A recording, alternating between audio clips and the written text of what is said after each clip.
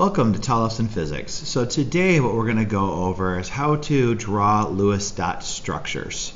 And so what we're going to do is we're looking at nonmetals bonding with nonmetals in such a way that the electrons are shared between atoms so that we can achieve the octet rule, right? So most atoms are going to strive to get to 8 electrons around as their outer shell of electrons. Hydrogen is an exception to that case. It's going to be 2. There are exceptions to this rule, but we're going to focus on ones that meet the octet rule. So first off, what we're going to do is we're going to look at how to draw a structure for water. And so water, as we all know, is H2O.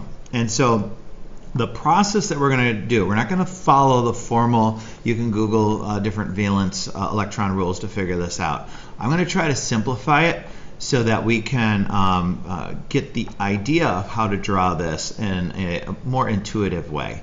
And so the first step is we're going to always be looking at the outer shell of electrons. The outer shell of electrons is what actually does the reactions and the combinations that create the covalent bonds that we observe in nature. And so the first example here is water, right? So we have 2 hydrogens, 1 oxygen. So I'm gonna write those separately. I'm gonna put 2 hydrogens and an oxygen. And so then when we look at the periodic table, we're going to identify how many valence electrons there are. So hydrogen is in group 1, and so that means it has 1 electron. So I'm just going to put single dots next to those, so they're bringing in 1 electron each. When we look at oxygen, it's on the right side of the periodic table in group 16, and so that means we're going to drop the 1 for our regular nonmetals, and that tells us that we have 6 valence electrons. So the way that I typically do that is I'll put 1, 2, 3, 4 on the different sides, so I kind of view the atom having 4 sides to it. And so those are the first 4, so then I'm going to start doubling them up, create something called lone pairs of electrons. So those lone pairs of electrons, these 2 double dots that I just created here, they are not available to react or create a covalent bond with the hydrogen atoms. So then what we're going to do is we're going to take a look at, okay, so electrons prefer to be paired. The oxygen prefers to get to 8 electrons. The hydrogens prefer to get to 2 electrons. So how do we do that? So when you draw your structures this way, you're going to notice single dot, single dot, single dot, single dot here. Well, that's actually where the bonding occurs. And so what happens is this hydrogen here and this oxygen here are going to end up sharing those 2 electrons between them. And so this actually will create a pair of electrons between the hydrogen and oxygen. This actually now adds 1 more electron around the oxygen. So we're up to 7. Next, I'm going to look at my other 2 single dots. I'm going to combine those as well. And so I have single dot here, single dot here. Now it's a little messy. This is kind of getting ready to draw a more formal structure. So I'm going to write my oxygen. I'm going to put a hydrogen on one side and a hydrogen on another side. And then I'm going to look. I have these 2 pairs of electrons that didn't do anything. They're lone pairs of electrons. They're not going to react. Then I have these 2 circled. So they're actually shared between the hydrogen and the oxygen. And same is true with this one, shared between the hydrogen and the oxygen. All right, so what if I count over here, I had 6 electrons come from oxygen, 1 from hydrogen, a second one from hydrogen. So there's 8 electrons here. So when I go over here and I count 1, 2, 3, 4, 5, 6, 7, 8, I still have 8 electrons. So that's actually 1 check. I have the same number of electrons in both cases. Another check is all of my hydrogens now have 2 electrons touching them. 2 because that's the top of the periodic table where only hydrogen and helium exist. And so it can only fit 2 electrons.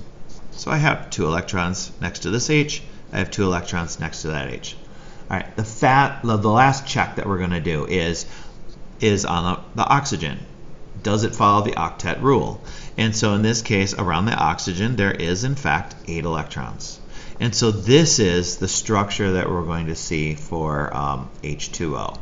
Now sometimes people will take this one step further and the shared bonds become lines and we still leave the lone pairs of electrons. we're going to focus on a dot structure in this class, purely dot structure, so that we don't get too confused. But I just want to make you aware that that exists. All right, what about something that's a little bit more complex and something that comes from biology or related to biology, although this will be a simplified structure. So a simplified structure for biology is something called formaldehyde. This CO bond is actually a super important thing in biology, and that's kind of why I want to mention it here. So here I've got 4 atoms. I'm going to start the same process that I did with water. And actually, we already know the valence electrons for hydrogen. We just said they were 1, so let's draw H with 1 dot next to it. Carbon is almost always the central or acentral atom because carbon has 4 valence electrons. So when I go 1, 2, 3, 4, I have 4 single dots. Single electrons are not happy, right? They're not energetically favorable. They actually react quite quickly if they existed. They don't exist in this molecule, so that's why we're going to create pairs of electrons. We'll eventually get 8 around that carbon. Oxygen we already know is 6, so 1, 2, 3, 4, 5, 6. So this is kind of my setup. So I brought 6 plus 4 plus 2, that's 12 electrons. So these are the 12 electrons that I'm going to try to combine in such a way that we end up with 8 electrons around carbon, 8 electrons around oxygen, and 2 electrons around hydrogen. How do I do that? By doing it this way, you look for the single dots, right? So here's a single dot, here's a single dot. Let's compare it, combine it.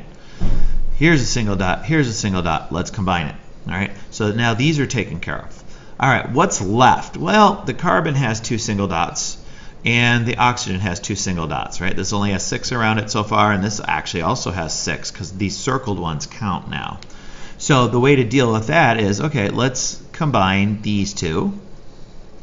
Now I have a single dot here, single dot here. Let's combine those 2. This is actually what is a double bond. So this is kind of giving us the idea we need a double bond in this molecule. So what I'm going to do is I'm going to redraw this without all the circles because they make it a little hard to look at. So I'm going to put my carbon. I have 1 hydrogen here, and it shares 2 electrons. So let's share 2 electrons. Then I'm going to put another hydrogen here. It shares 2 electrons. So I'm going to do that. So I got this one, I got that one. Now what about the oxygen? So let's just put the oxygen here. It has 2 lone pairs of electrons that nothing happened. So I'm just going to put them on there in the same place I had them before. Then what's shared between carbon and oxygen here? So what's shared between carbon and oxygen is not just 2, it's actually 4 electrons, and that is known as a double bond. All right. In inorganic chemistry, the CO double bond is actually known as a carbonyl group, and it pops up in peptides and nucleic acids and a bunch of other structures. This becomes a pretty important structure. Sometimes people will redraw this to look more like this if it's a line structure, but the Lewis dot structure that I want is right here. All right, so for our last one, I'm actually going to give you a molecule to try on your own. I want you to then pause the video and then come up with the structure. So let's go with HCCH. That's known as acetylene. All right, so the atoms, I've actually listed them in the order they're going to get connected. So go ahead and figure out how they're connected.